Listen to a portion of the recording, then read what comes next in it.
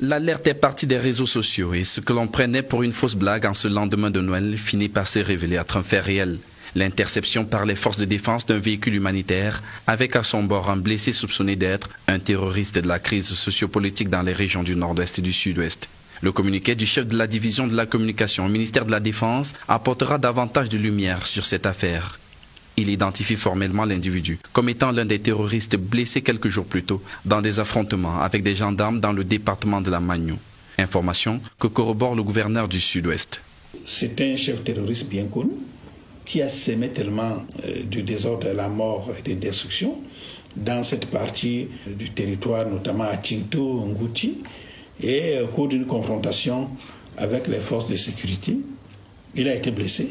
L'exfiltration qui se fait au fil des protocoles internationaux en la matière ne laisse pas de place pour le moindre doute quant à la complicité de l'ONG.